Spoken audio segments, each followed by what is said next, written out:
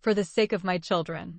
It is a romantic novel about an Australian Christian girl who fell in love with a Saudi Muslim man, then converted to Islam, married her Arab lover, and traveled with him to the Islamic world. It was written in English and translated into Arabic by Dr. A. Ahmed. Copyright. All rights are reserved. No part of this book may be reproduced, stored in a retrieval system, or transmitted in any form or by any means without the prior written permission of the author except by a reviewer who may quote brief paragraphs in a review to be printed in a newspaper, magazine, school journal, or university article. All characters in this book are fictitious and any resemblance to real people, living or dead, is purely coincidental. Chapter 6. Irshad doubts the hadiths of the Prophet Muhammad on female genital mutilation. The Australian woman found herself is imprisoned in the four corners of her apartment in Dammam City, in the Islamic Kingdom of Tartarus. She can't go out without her Arab husband. There is no entertainment in the Kingdom of Saudi Arabia. The entire kingdom has no cinemas, public parks, beaches, swimming pools, nightclubs, bars, or liquor stores. The Australian wife can go out with her Saudi husband once or twice a month and go to the supermarket, which is a few meters away from her apartment. Whenever she went out, her husband forced her to cover her entire body from head to toe with a huge black abaya and a dark niqab. On a few occasions, the foreign wife was invited to some weddings by her Arab husband's relatives.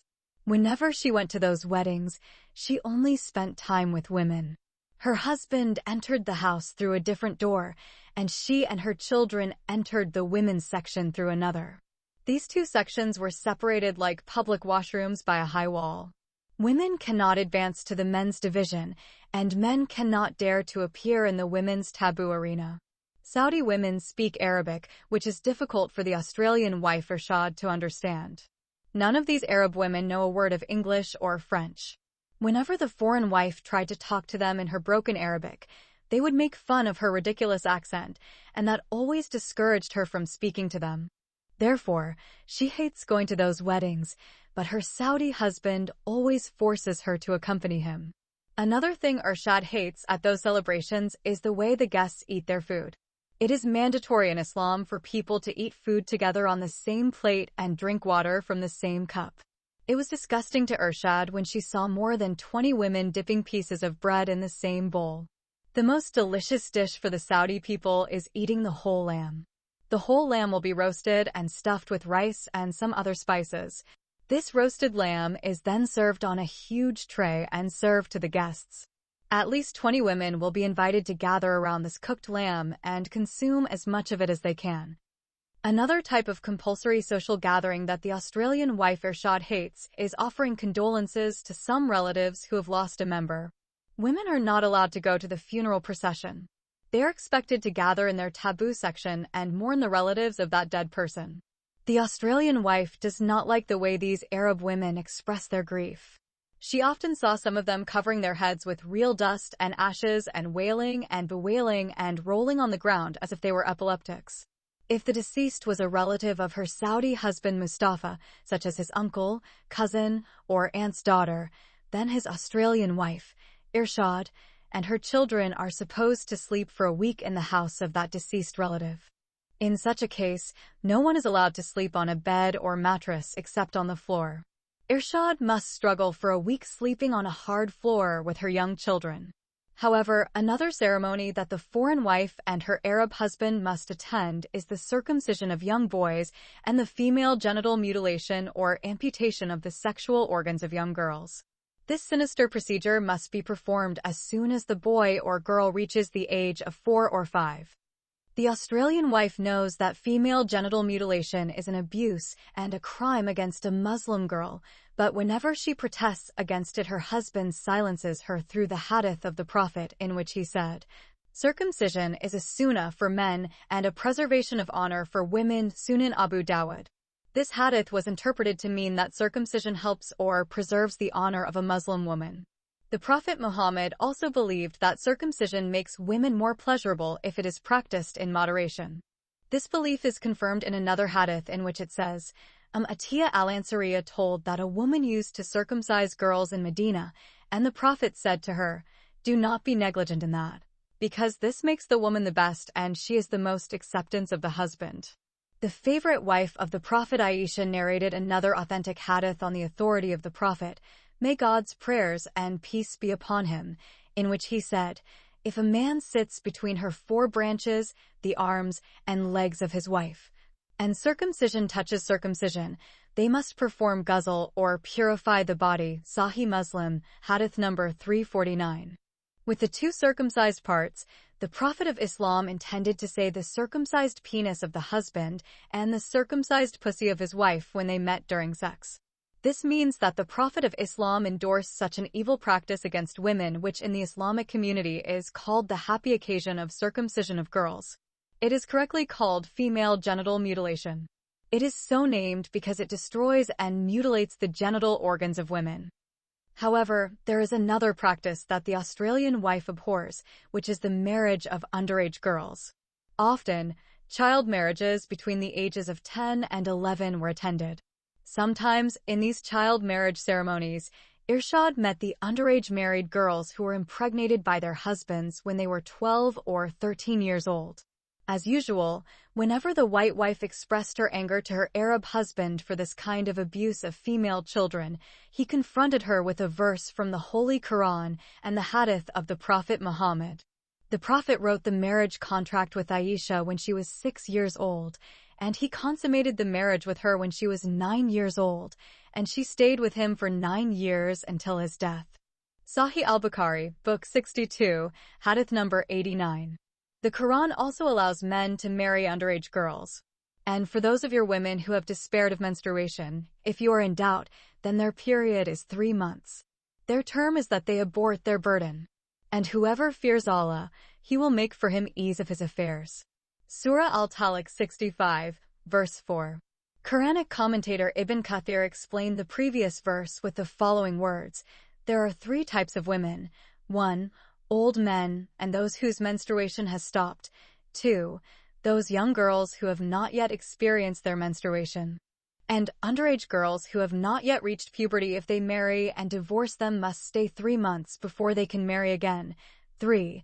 The third type of women who are still menstruating or pregnant. These women must stay 3 months and 10 days before remarrying. Although living with Mustafa proved to Irshad that he was neither a saint nor an angel, she remained faithful to him and true to her Islamic faith. One way or another, she has turned a blind eye to all the abuses that Muslim women are subjected to in the Islamic community. She has always convinced herself that the problem is not in the Quran and the hadiths of the Prophet, but rather in the interpretations of those divine texts. The Australian wife believes that if these sacred texts are subject to better reading and understanding, then the Islamic society will be a perfect society, and Muslims will become angels or like gods on earth, as the Hindus believe that the Brahmins are the gods in the form of human beings in the Hindu society. This blind belief of the Australian wife was shaken one day when she got into a serious quarrel with her Saudi husband. The fight occurred one evening after the foreign family had returned from a celebration of female genital mutilation of 5-year-old twin sisters. The screams and agony of these 2 little girls as their circumciser subjected them to such cruel and painful torture haunted the Australian wife's mind as a horrific nightmare. When she got home, she talked to her Saudi husband about it and expressed her doubts about the authenticity of those hadiths that justified such a vicious practice of the ancient Arab barbarians.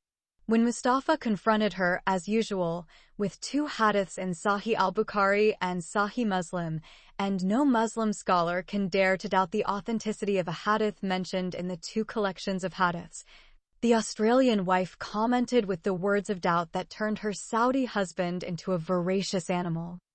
Maybe the hadiths are authentic, and the Prophet Muhammad authorized this practice, but female genital mutilation abuses and harms women, Irshad said. Do you want to tell me that our Prophet Muhammad, may God bless him and grant him peace, recommended a practice that is harmful and offensive to women? Mustafa shouted at the top of his voice. While I was a student at the University of Sydney in Australia, I read many research papers conducted by highly qualified researchers on this procedure, and they collectively proved that FGM has serious consequences for Muslim women. According to the World Health Organization, there are 125 million circumcised Muslim women who live today with mutilated genitals. Irshad waited for a response, and when her husband remained silent, she resumed the matter. I remembered reading an article that said that female genital mutilation or cutting involves removing the seal of the labia majora and labia minora together after complete removal of the clitoris. Quoted in an article by Lois 1985, page 115.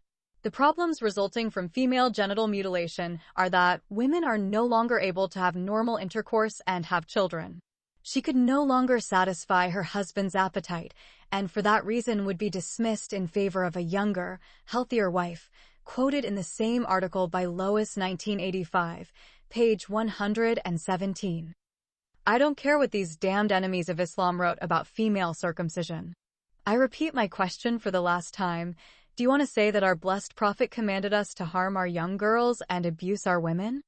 The Australian wife kept silent. She prefers not to say something because she is afraid she may offend her angry Arab husband. You should know that our blessed Prophet Muhammad was infallible in everything he said and did in his life. Therefore, you must answer my question right now. What the Prophet permitted may have been acceptable at that time for a 7th century society in Arabia, but today's scientific research has proven that female genital mutilation or circumcision of Muslim little girls is harmful to women. Don't you know that Islam is applicable in all times and places? I don't know what you are trying to prove to me, but there is one thing I am sure of. This practice of FGM is evil, barbaric, and hurts women. When the Australian wife finished the above sentence, she felt as if a hammer had hit her face. Her Saudi husband hit her directly on the nose. It was an extremely powerful blow that turned her body upside down and sent her straight to the ground. Then Irshad saw Mustafa jump over her body and start hitting her as if he were hitting a dangerous wild beast and wanted to subdue it before it could attack him again. When Mustafa got tired of the repeated beatings on his surrendered wife's body, he grabbed her neck and began to strangle her. Irshad knew her end had come. The last thing she remembers is the screams of her 2 young children, after which she fainted as she lay dying at the hands of her enraged Arab husband. In Saudi Arabia and many other Muslim countries, neighbors cannot dare to interfere between a husband and his wife. No matter what happens between the family members, it must remain within the 4 corners of that house. If the neighbors tried to intervene to save the wife's life from being slaughtered by her angry husband, or the crying girl from being beaten to death by her angry father or brother, their blood would be on their shoulders. There is number 911 police number to call in all Muslim countries. The police may come to the crime scene only after the murder has been committed, and this is rare. Hundreds of wives were killed and thousands of daughters and sisters slaughtered in honor killings, and their cases remained within the confines of their homes. Their murdered bodies were either buried in the compound of the house or immersed in pits somewhere in the wilderness or thrown into the sea. Then their families say that they either committed suicide or fled when their families discovered that they had become pregnant outside the sanctity of an Islamic marriage. If not for a miracle that happened at that last moment when her soul was leaving her body, Irshad would have been strangled to death by her enraged husband. It so happened that while her husband was strangling her neck when blinded by his zeal and love for the Prophet Muhammad, someone broke down the door and saved her in the nick of time, and that person was none other than Mustafa's uncle. The uncle came to discuss some religious issues with his nephew. When no one answered his knock on the door and he heard the beating and the screams of the children, he realized what was going on and broke down the door just in time. The extremely angry husband and uncle struggled for a few minutes before Irshad's neck was freed from the former's firm grip by the latter.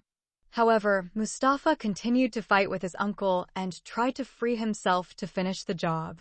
His uncle is tall and strong and thus manages to overpower his nephew and pushes him into a room and locks him there. On that day, the uncle wished he had arrived an hour later after knowing the reason for his nephew's righteous anger. Then he rebuked the Australian woman and blamed her, and warned her to be careful of her words when she talks about the blessed messenger Muhammad. May God bless him and grant him peace. He also lectured her about her limitations as a Muslim woman. He conveyed to her the famous saying that all Muslim scholars and leaders say and use to silence any Muslim who dares question or debate a Sharia law or religious practice supported by a verse of the Quran or an authentic hadith of the Prophet. Do not debate. And do not argue about Islamic law. Moreover, the uncle recommended to the white woman the importance of hadiths. According to him, there is no difference between the verses of the Holy Quran and the authentic hadiths of the Prophet regarding the issue of Sharia. He cited a verse from the Quran to prove his point. It is believed that the authentic hadith is no less than a revelation because the Quran says about Muhammad, he does not speak out of low desires. He is nothing but a revelation. And the star when it descends 1. What misleads your companion and what deceives 2. And what speaks of desire? 3. He is only a revelation revealed. 4. His knowledge is powerful. 5. Surah An-Najm 53, verses 1 to 5. The only difference between the Quran and the Hadith is that while the former was revealed directly through the angel Gabriel with the same letters that God personified, the latter was revealed without letters and words on the tongue of the Prophet. Therefore, the Quran strongly attests to the importance and validity of the Hadith and does not allow Muslims to choose between the two. And it is not for a believing man or a believing woman, when God and His Messenger have decreed a matter, that they have any choice in their matter. To him, he has clearly gone astray. Surah Al-Ahzab 33, verse 36. This means that when God and the Messenger decide something, it is not for a Muslim man or a believing woman to follow a path of his or her choice. The Muslim husband, Mustafa, did not want to forgive his infidel wife, Irshad, at first. He even announced her divorce in front of his uncle. Nevertheless, the uncle persuaded him to forgive her and take her as a wife for the sake of his children. The nephew reluctantly gave in to his uncle's pressure and annulled his first divorce. Despite this change of mind, it was considered the number 1 divorce against Mustafa's Australian wife. In Islam, the husband has the right to divorce his wife twice and take her back, but if he divorces her for the 3rd time, he cannot take her back unless she marries another man. Then that man divorces her after having sex with her. The Quran said, divorce is twice, Surah Al-Baqarah 2, verse 229, and if he divorced her the 3rd time, then she is not lawful for him after that until she marries another husband. And if the other husband divorces her, there is no sin for them to reunite. The Quran also says, if he divorces her, then she is not lawful for him after that until she marries another husband.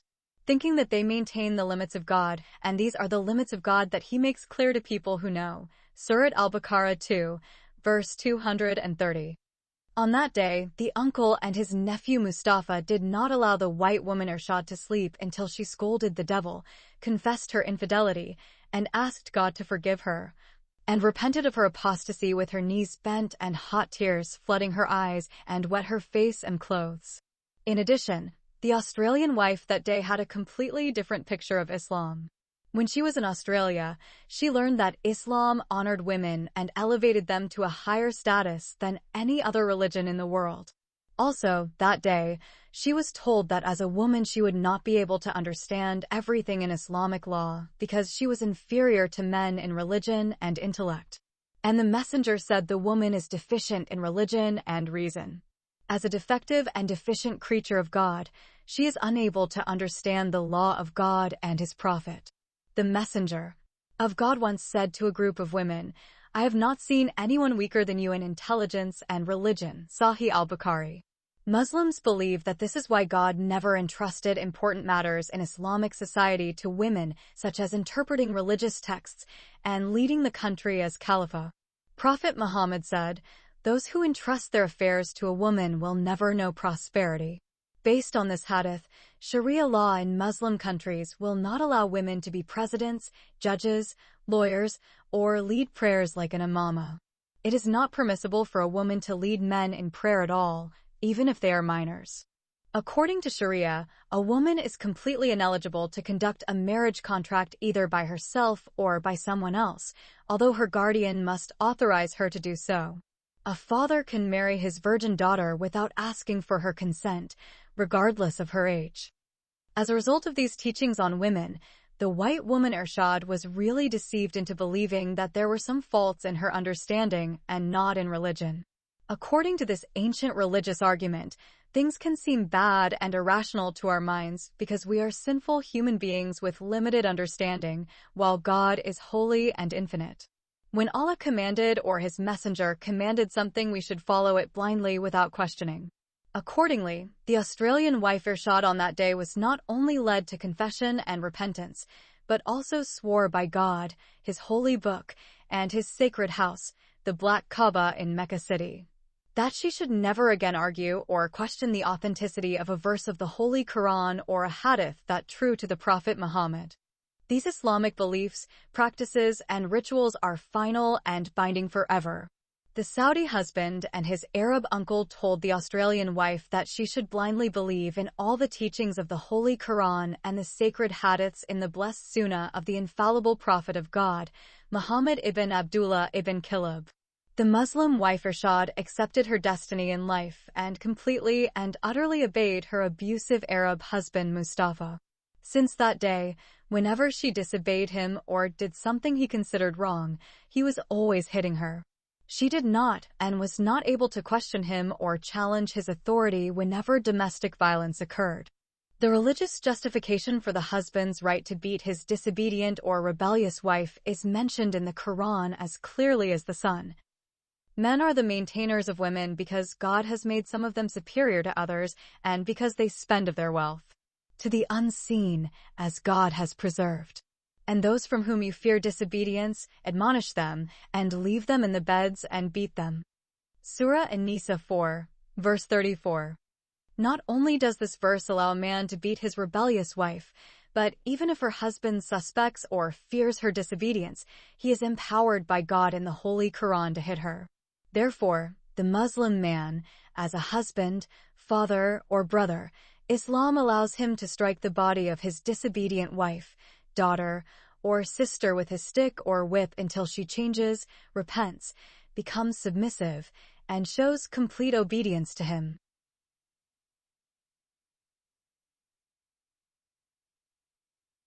Chapter 7. Irshad challenges the mandatory female genital mutilation for her Muslim daughter.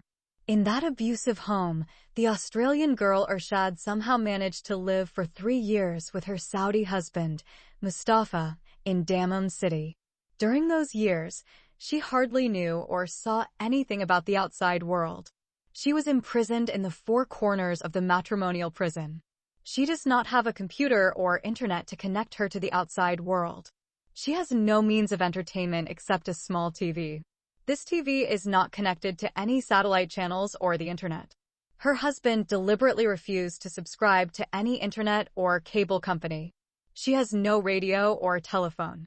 Mustafa has a mobile phone that he carries in his pocket for 24 hours as if he is wearing a watch. During those 3 years, Irshad became pregnant 4 times, but was only able to give birth to 2 children. She miscarried twice when her husband hit her and kicked her in the stomach. She is always expecting a child.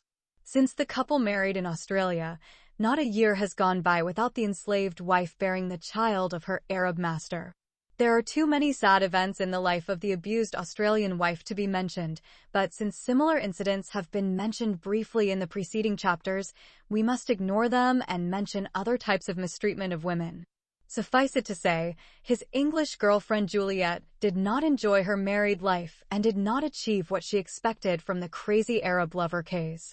The other thing that happened and turned her miserable married life into hell was when her Muslim husband married a second wife who was 9 years younger than her and 14 years younger than him. The new wife is 14 years old, and her husband is 28 when he takes her as a second Muslim wife. As usual, when the Australian wife protested, she was silenced by a verse from the Holy Quran, which legalized polygamy. Marry as many women as are pleasing to you, 2, 3, or 4. Surah An-Nisa 4, verse 3. Irshad already knew that in Islam a man can have up to 4 wives at the same time, but while in Australia, she was told that there must be a strong reason for marrying a second, a third, or a fourth marriage. The wife of the Pakistani imam in Sydney told her that if the first Muslim wife could not have children or had a disease that prevented her from having sex or something like that, then the Muslim husband could keep her and marry another woman besides her. Accordingly, she objected to the second marriage of her Arab husband because there was no legal reason for that.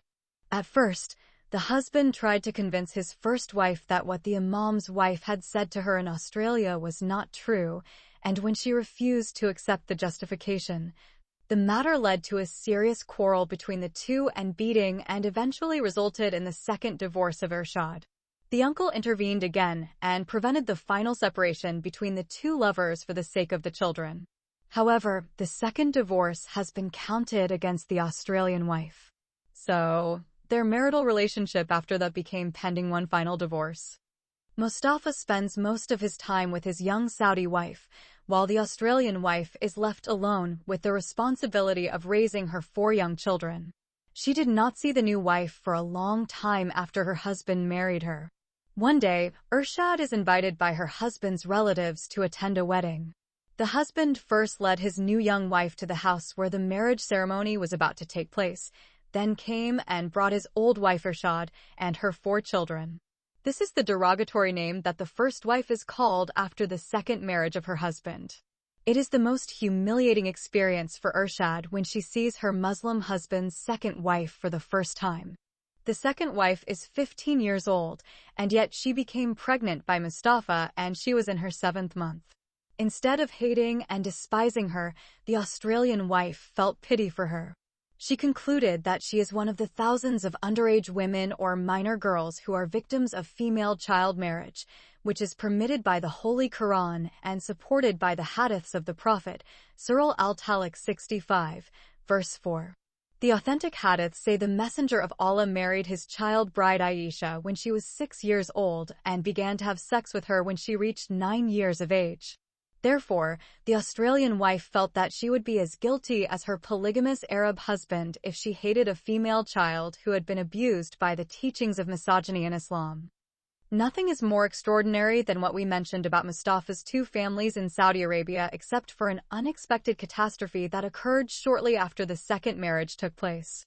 What a pity, the new wife didn't enjoy or rather wasn't harmed by her abusive marriage with the polygamous husband for more than a few months. During giving birth to her firstborn baby, the child's wife died. Her sudden premature death is not natural but due to negligence. The wife of 15 was supposed to be taken to the hospital when her midwife was unable to help her deliver her first child. The midwife informed the husband Mustafa that his young wife Iman could not give birth naturally and therefore needed to be rushed to the hospital for cesarean surgery. The husband refused to send his second wife to the hospital for fear of revealing her nakedness in front of a foreign doctor. Most government hospitals in Saudi Arabia usually have Muslim male doctors from countries like Egypt, Pakistan, and Sudan. Other private hospitals are extremely expensive and have doctors and nurses from Western countries. Either way, no Saudi man would agree to allow these male doctors to reveal the private parts of his wife no matter how precarious her health condition is. There is a famous case of a Sudanese male Muslim doctor who performed a cesarean operation on a pregnant Saudi wife against her Arab husband's wishes. When the Saudi husband complained to the Minister of Health in Riyadh City, the Sudanese doctor was dismissed from his post, deported out of the kingdom within 24 hours, blacklisted, and permanently banned from returning to Saudi Arabia. Even if he wanted to perform the rituals of the Hajj pilgrimage, he wasn't allowed to return to the holy soil of the Islamic sacred cities of Mecca and Medina. The death of the second wife Iman is sad news and not good news for the first wife, Irshad. She knew that the sudden death of the young wife was caused by her fanatical husband. Despite this, she could not utter a word of condemnation against her dangerous husband. In her heart, she hoped that her Muslim husband would not go to a third Muslim wife. A few months after the death of the second wife, another tragedy occurred in the Australian family. By this time, the first wife, Ershad, is expecting a fifth child. She already has 4 children, 2 daughters and 2 sons. Now, her first 2 children are just over 3 and 4 years old. One day, the Saudi husband informed his Australian wife that his uncle had asked him to circumcise their first son and first daughter. Despite being beaten and attempted murder by her husband when she protested the Prophet Muhammad's teachings on female genital mutilation, the Australian woman told her Saudi husband she would never allow her daughter to be circumcised. According to her, such an evil practice against female children is euphemistically called the good sunnah of the Prophet Muhammad. She also said that she did not mind the circumcision of her son. This time, rather than fight with her, the Saudi husband took the matter to his uncle. The uncle lectured him first about the disadvantages of marrying a foreign woman. Then he called a family meeting and brought with him a few old women who were relatives of Mustafa. These elderly ladies had lectured Ershad about the great danger of raising an uncircumcised daughter in a Muslim society. Mustafa works as a translator between his aunts and his foreign wife. According to them, the uncircumcised girl would grow into a wild girl resembling a forest beast and thus would be difficult to tame later on. Such an uncircumcised girl would be dangerous to her family and society and would surely fall into the sin of adultery and bring great shame upon her father. Circumcision helps a girl control herself.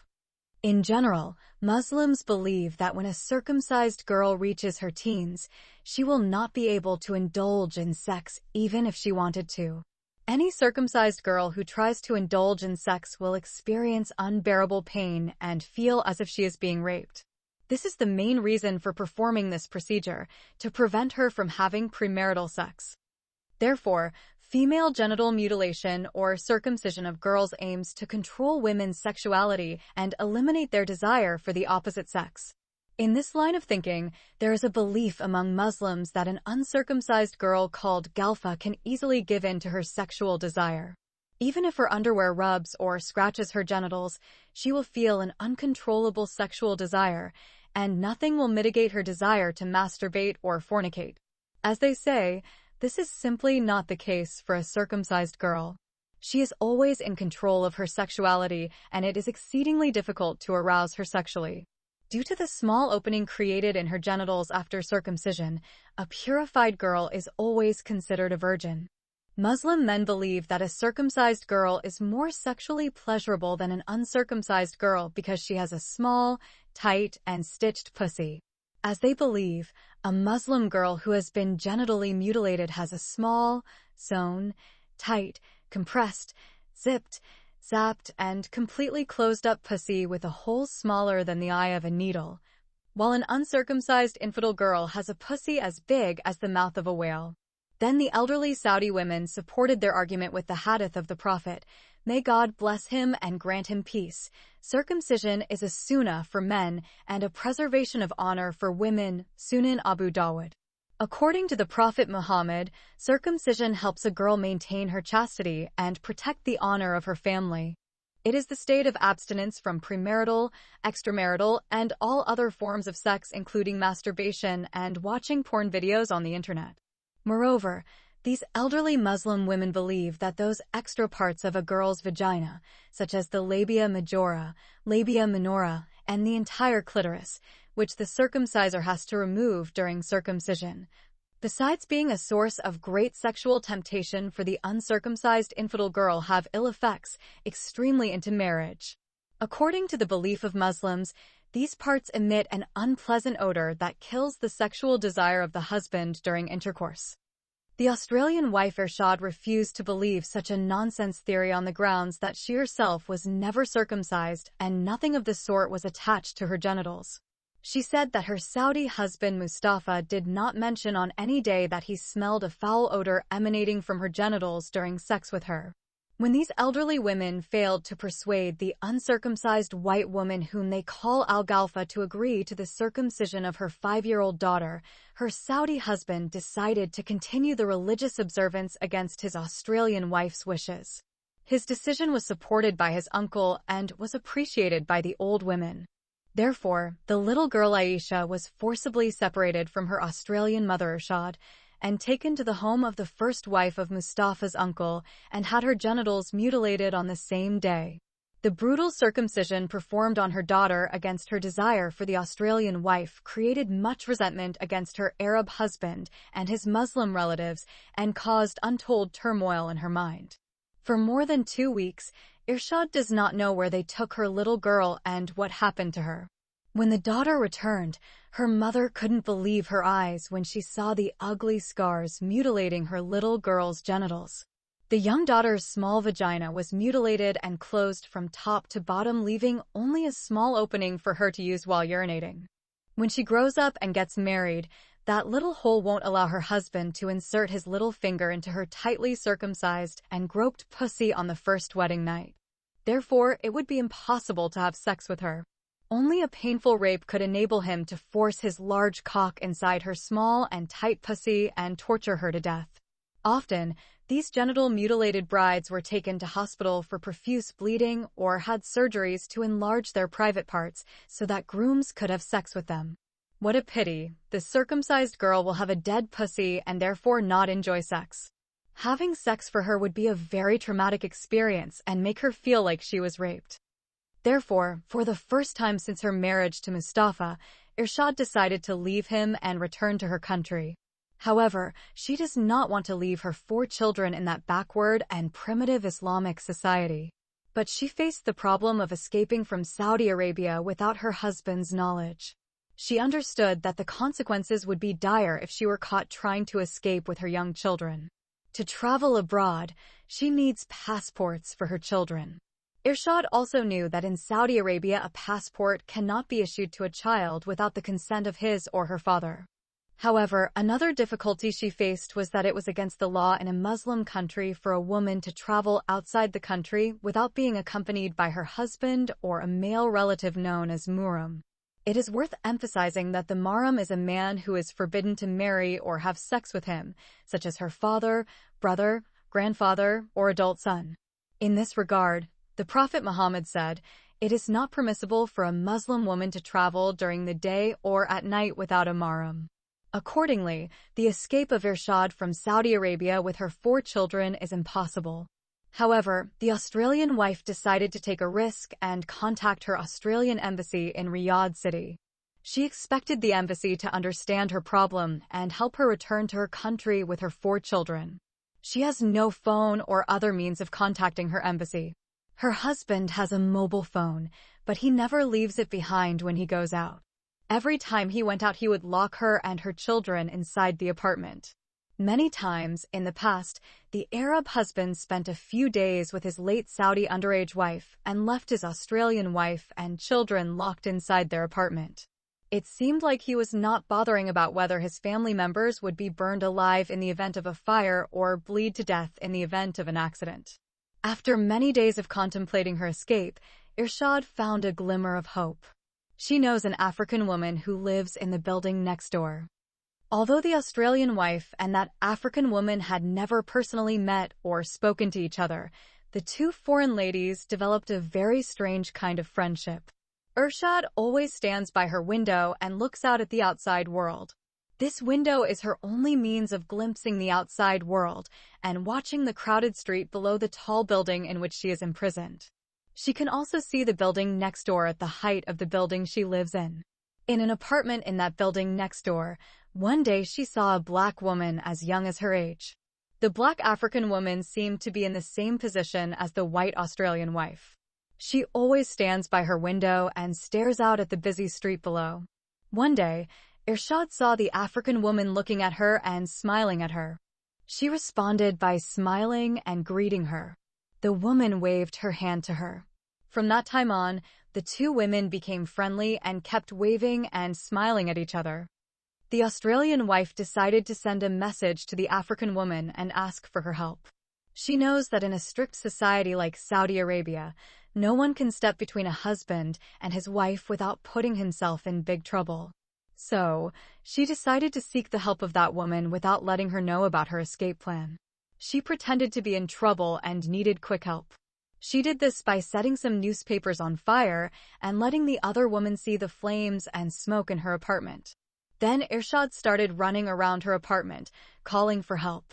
The African woman quickly responded and called the police. Soon after, Irshad heard a heavy knock on her door. She responded by telling the police that her apartment was locked and the keys were with her Saudi husband. Her door was quickly pulled down and some firefighters and policemen rushed into her apartment. When these Arab men entered, they discovered that the white woman had already succeeded in putting out the fire. They left immediately without condemning the Saudi husband who imprisoned his foreign wife and her children. Irshad understood that she had a few hours before her husband returned from work. So, she decides to implement her escape plan once the police and firefighters leave her apartment. But then the Australian wife recalled that she was not allowed to leave her apartment without being accompanied by a male relative, mahram, or her Saudi husband. If she dares to do so, she will be caught by the correctional police and will be brutally flogged on her back and buttocks. To avoid such problems, the smart white girl went to her black African friend's apartment and asked her to let her use her phone. After her friend gave her permission, Irshad used the phone book and called the Australian embassy in Riyadh. Fortunately, the African woman happened to be a Sudanese woman who did not know any language other than Arabic. Then the Australian wife, crying, explained to her embassy her dire situation in Saudi Arabia and the persecution and violations she is going through. The embassy told her that her problem was common among white women married to Saudi men. Despite this, the embassy said it was ready to help her return to her country, but it cannot issue passports for her 4 children because the law in Saudi Arabia does not allow her to do so without the consent of their Muslim father. Irshad told her embassy that she did not want to travel to her country without her children. She can never let her 4 children grow up in such a primitive and backward society and among those abusive men who love to marry underage girls under the pretext of the marriage of female children that is permissible in Islam. In this case, the embassy said it could do nothing to help her. The foreign wife was extremely disappointed when the Australian embassy showed its inability to help her escape with her 4 children. When Irshad realized that her embassy could not help her escape with her children, she shared her problem with the Sudanese woman. Because of the language barrier, with great difficulty, the Australian wife, in her broken Arabic, explained her problem to her friend. Salwa is her new friend's name.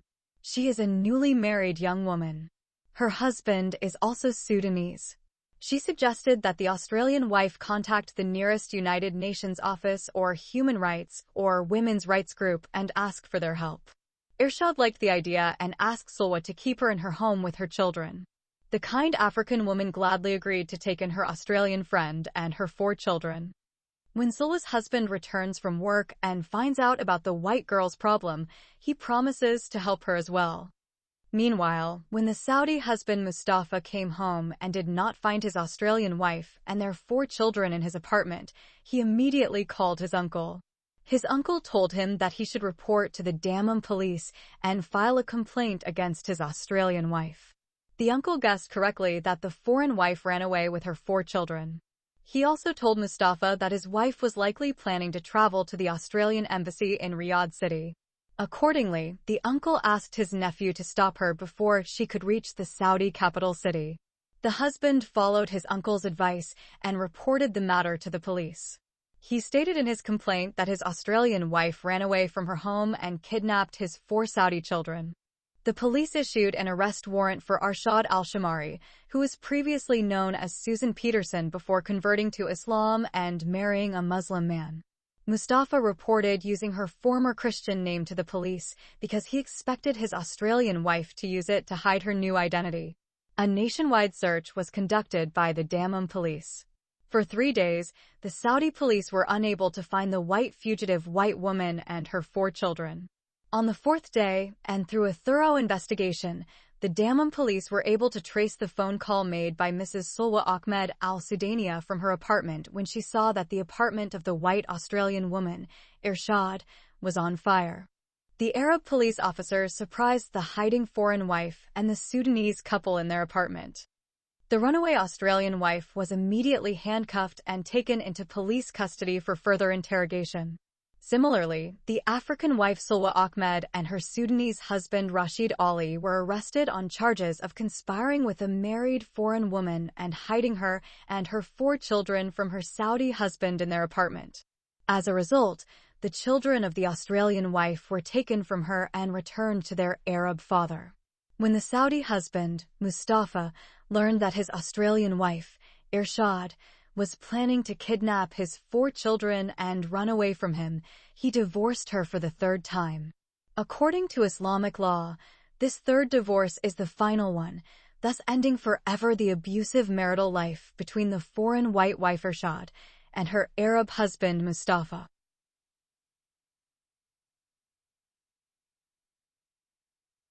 Chapter 8. The Parser for the 3 times divorced Muslim wife.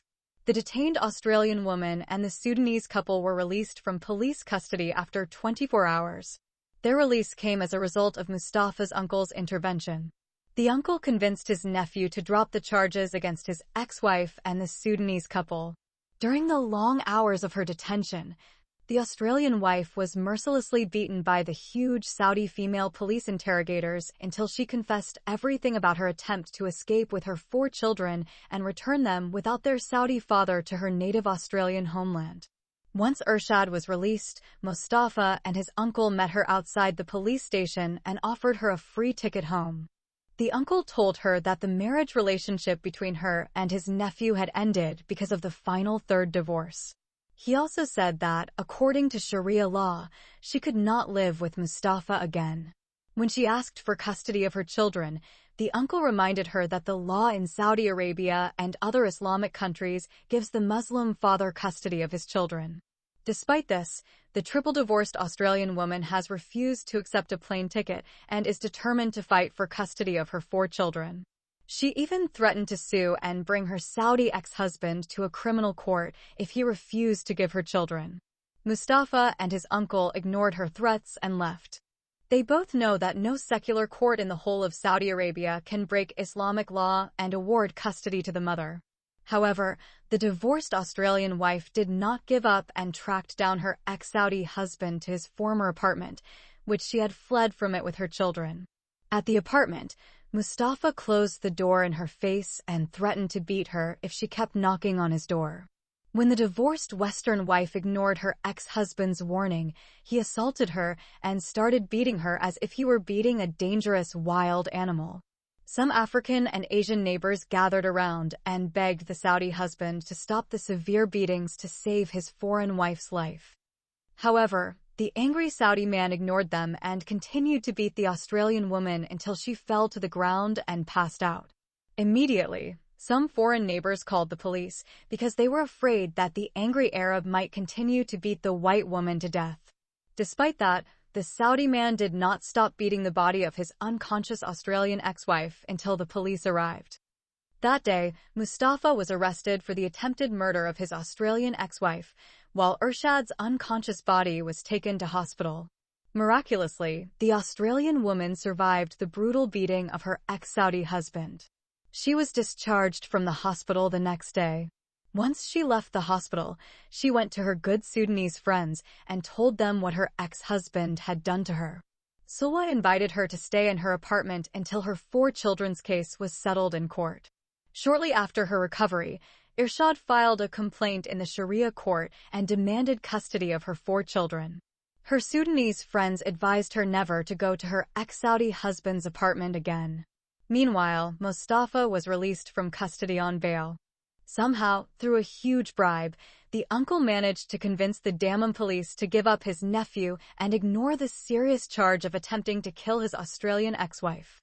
Corrupt Saudi police have dropped the attempted murder charge against the abusive ex-husband and closed the case. 2 weeks later, Irshad and Mustafa were invited to come and stand before the virtuous Maulana, Qadi of the Court of God, and his messenger in the Dammam Sharia court. In the Islamic court, no one is allowed to appoint a lawyer. In fact, the Islamic court does not allow any lawyer to stand before its judge. What the Diwan of God and his messenger demand to issue its judgment, which is believed to be a divine judgment determined by God Almighty before the establishment of the universe, are the 2 conflicting parties and nothing else.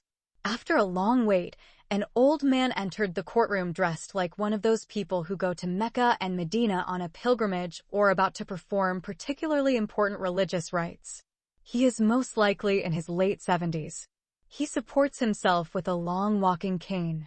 Everyone in the court was told to stand, and no one was allowed to sit down until this old man took the judgment seat. He has no jury to consult with and no attorneys to challenge his verdict. He is the sole judge and there is no other. When he makes a judgment, his judgment is forever binding. No one has the power to overturn his judgment. Even the king of Saudi Arabia cannot overturn his final judgment. He never attended law school, and for this reason, no one can call him a judge because he is above a secular court judge. They call him Maulana, which means our spiritual leader or master, the venerable imam. This honorary title can only be conferred on a Sharia court judge, mosque imam, religious leader, or Islamic scholar. Everyone treats him as infallible, like the Prophet of God, Muhammad, who does not make mistakes. They believe that he can never be wrong in his final judgment, no matter how absurd and unfair it may seem to one of the two opponents. The elderly judge already knows that Sharia law does not allow a mother to have custody of the children, but for the sake of formality. He asked the Australian woman to tell the court why she wanted to keep the children and did not want their Saudi father to have custody of them. Irshad tried to prove to the virtuous Maulana that her ex-husband is an abusive man, but the same judge refuted all the evidence she presented. She used the female genital mutilation of her young daughter, Aisha, as a reason, but this reason was rejected on the grounds that it is from the Sunnah imposed by the infallible Prophet of God that Muslim girls must be circumcised. Then she referred to the second marriage of her Arab husband to another Muslim wife. She said when she was in Australia, the wife of the Imam of the Sydney Mosque told her that only if there was a reason such as infertility or illness, a Muslim husband could marry another woman besides his first wife. Judge Maulana gave her a lecture on the importance of completing the Sunnah of the Prophet by marrying more than one wife and not having more than 4 wives at the same time. He also told her that the wife of the Imam of the mosque in Australia taught her wrongly by telling her that it is not permissible for a husband to marry a second, third, or fourth Muslim woman unless there's a reason. For example, the elderly judge said that he has 4 wives at present and all 4 women have children and are in good health. Finally, the divorced white girl, Arshad, mentioned that her ex-husband, Mustafa, used to beat her a lot, and even kicked and slapped his children from time to time, for or without reason. Maulana responded by saying that Mustafa, as a husband and father, is allowed under the Quran and encouraged by the Prophet of God to beat his disobedient wife and rebellious children. To support his decision, he quoted from Surat Al-Nisa 4, verse 34. This noble verse permits the husband to beat his disobedient wife, the father his bad daughter, and the brother his sister who rebelled against his authority as a man. The honorable judge also referred to the hadith of the Prophet to reinforce his point. Narrated by Umar ibn al-Khattab on the authority of the Prophet Muhammad, may God bless him and grant him peace, who said that a man should not be asked why he beats his household. Mentioned in Sunan Ibn Majah Volume 3 Book 9 Hadith number 1986, and in the inclusion in Sunan Abu Dawud, Book 11 Hadith number 2142. To prove that he is a fair and impartial judge, Maulana asked the Saudi ex-husband to give him a reason he should not allow his Australian ex-wife to take his 4 children to Australia for visitation to her relatives. Mustafa said that his ex-wife, Irshad, was recently arrested by the Dammam police while planning to flee Saudi Arabia with his 4 children to her native country. As a Muslim father, Mustafa told the judge he did not want his Arab children to grow up in a secular country like Australia.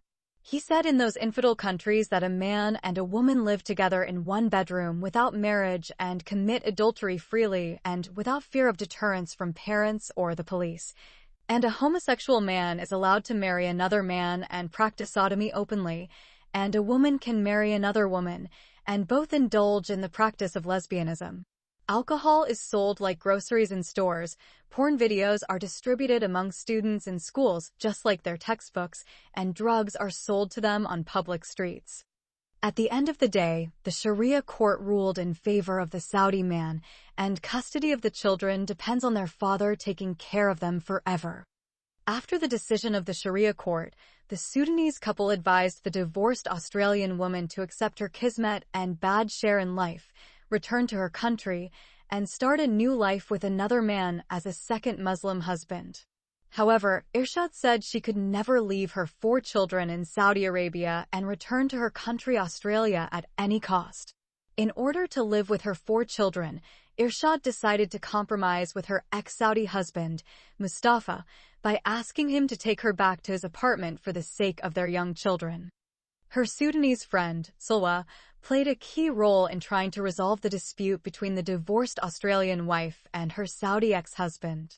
After much meddling, Mustafa agreed to take Irshad back to live with him, but not as a wife. She is allowed to return to her former apartment and live as a mother to her children and an unpaid maid to her ex-husband. For the sake of her children, the divorced Australian wife has agreed to move back into the apartment of the abusive man and her assailant. Before she moved in with him, the Saudi man had warned her that if she tried to trick him and play another game by kidnapping his children and running away, he would either make her spend the rest of her life in a maximum security women's prison or send her to her grave with an honor killing or bury her alive in the Sahara Desert. Mustafa then forced Irshad to place her right hand on the Holy Quran and promised her that she would never try that dirty game again. Yet, deep in her heart, the terribly abused Australian girl never gave up her desire to save her 4 children from their abusive biological father and his evil Arab Muslim community. For the time being, she decided to make concessions until there was a suitable opportunity for them to escape again. Then the divorced 3 times wife Irshad returned to her 4 children in the apartment of her ex-husband Mustafa and lives in a separate room. The ex-husband knows that Islamic law prevents him from sleeping with her because she is no longer his legitimate Muslim wife because he divorced her 3 times. Therefore, he never tries to disturb her peace or harass her sexually. Irshad was greatly relieved when she understood that her ex-husband is an honest believer when it comes to the laws of his religion. For a few days, the Australian girl lived peacefully among her 4 children. However, this peaceful atmosphere turned to hell when the uncle learned that his nephew had repossessed his thrice-divorced foreign wife. The uncle is a deeply religious man and follows the laws of his Islamic religion strictly. He interpreted the return of the thrice-divorced wife to her previous home as his nephew cohabiting illegally with a woman who is no longer his legal wife and committing adultery with her. Therefore, as soon as he found out about the forbidden matter, he stormed into the apartment in a state of extreme anger and forced Mustafa to expel Irshad immediately. According to the uncle, if his nephew wants to get his ex-wife back, he has to convince her to marry a muhalal man, which means that he is another Muslim man who can legitimize the pussy of a woman who has been divorced 3 times. The uncle supported his objection by quoting from the Quranic verse, which means, "And if the husband divorces his wife for the 3rd time, then after this divorce, his ex-wife does not remain his lawful wife unless she marries another husband. The second husband agrees to divorce her so that she can return to her first husband.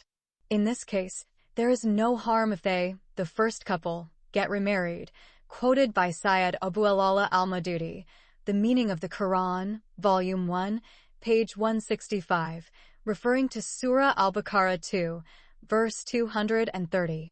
The Saudi ex-husband followed his uncle's advice and somehow convinced his Australian ex-wife of God's law on the 3 times divorced wife. The divorced white girl reluctantly agrees to marry a stranger.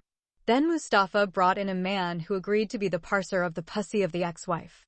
In her entire life, Irshad had never seen such an ugly man as this muhalil. He is short in stature and has a large head, like the rest of his body. His little eyes could barely be seen. He is bald and most likely in his late 50s. He is originally from Somalia. Mustafa made the deal with him and paid him a certain amount of money. Then he and Irshad's marriage took place on the same day he came to their apartment. The marriage was conducted by the imam of a nearby mosque with 2 Muslim male witnesses who witnessed and signed with the muezzin and the husband the marriage contract. As a Muslim woman, Urshad was not allowed to sign her second marriage contract with the Muhalil of her pussy. According to the secret deal, the Somali man can sleep in the apartment one day, and the next day he must divorce the Australian girl, receive the rest of his money, leave, and never show his ugly face again to Mustafa or Urshad. That day, the Muhalil slept alone in a separate room. His halal Muslim wife, Irshad, spoke to him kindly and served him dinner. However, the next day, the cunning Somali husband refused to divorce his beautiful white Australian wife on the pretext that she had become his Muslim wife according to the Holy Quran and the blessed Sunnah of the Prophet Muhammad.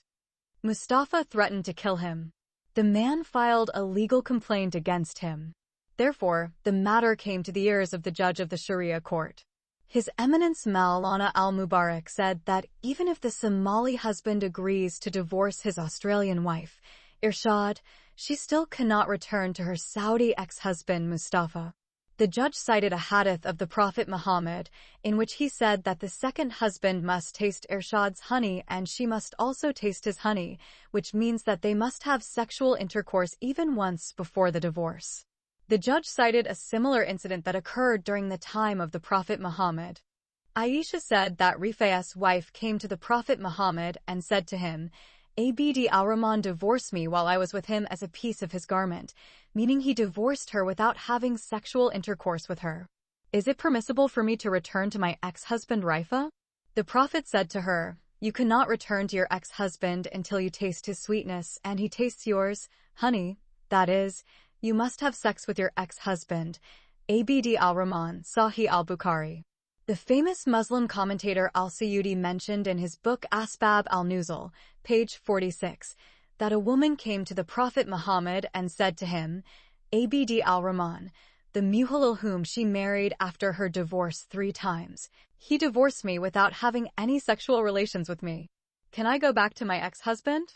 The Prophet Muhammad said to her, no, this is not permissible until Abd al-Rahman has sex with you first, and then you return to Rifa. When the Somali Muhalil is pressured by Mustafa and the uncle, he agrees to divorce Irshad on one condition: she has to sleep with him at least once. He insisted on tasting her honey and she made his own, by inserting his cock into her pussy and fucking her, and his semen flew into her womb for once. The ex-husband and his uncle agreed to his immoral and humiliating condition for the Australian ex-wife because they knew it was required by Islamic law. However, the white wife Irshad adamantly refused to allow such a man whom she did not recognize as her husband to have sex with her even for a second. When the Australian girl refused to fulfill God and his prophet's condition, Mustafa and his uncle told her to pack her clothes and leave the apartment immediately. Irshad knew and understood that if she left, she could not dream of seeing her 4 children again, because in Islam, there is no such thing as a visitation right for a divorced mother to her children who live with their father. So, because of her circumstances and her intense love for her 4 children, Irshad reluctantly agreed to fulfill the Sharia condition. Never has an Australian woman felt more humiliated and abused throughout her life than when the ugly Somali man brutally raped her in her bedroom with full knowledge of her Saudi ex-husband. Meanwhile, Mustafa sits outside his bedroom as if he were the bodyguard of his ex-wife's rapist or the pimp who brought a man to fuck his wife in his bed. The body of the so-called thrice-divorced wife's pussy parser emits a stench like the decomposing corpse of a dead animal. While raping her, his mouth produces a foul smell of snuff and bad breath. Looks like he hasn't brushed his yellow teeth or taken a shower in his life. He jumped over her body like an animal jumping over the body of a resisting female animal or a dog fucking his doggy in the street and in broad daylight. Irshad felt like a prostitute being raped by a homeless hustler who had come from the streets. Once he attacked her body, she began to fight back and push him away. He is such a strong man as the terrorist that she could not expel him from her body. She regretted that she had agreed to be locked in a room by a big padlock from the outside with such a beast man. She did everything she could to stop him from raping her. She scratched his face with her fingernails. She hit his body with her fists repeatedly. She bit his cheeks and shoulders with her sharp teeth. During her rape, She was screaming as loudly as possible and calling the name of her ex-Saudi husband Mustafa over and over again, but no one came to save her from her pussy legalizer. Before his big erect cock emptied the semen into her pussy and then into her uterus, the Australian girl lost consciousness and became like a lifeless corpse. Nevertheless, the Muhalil continued having sex with the dead woman because Islam permits a farewell nikah for a husband with his deceased wife before shrouding her and burying her in a grave. When she managed to regain consciousness and open her eyes again, the Australian girl found herself in the hospital. Her Saudi ex-husband is standing like a devil in front of her with a terribly angry face. He looks at her accusingly, as if she had deceived him, cheated on him, slept with another man, and allowed him to fuck her with his cock in her pussy, and she did that in his apartment, in his room, and on his bed, which he bought with his own money.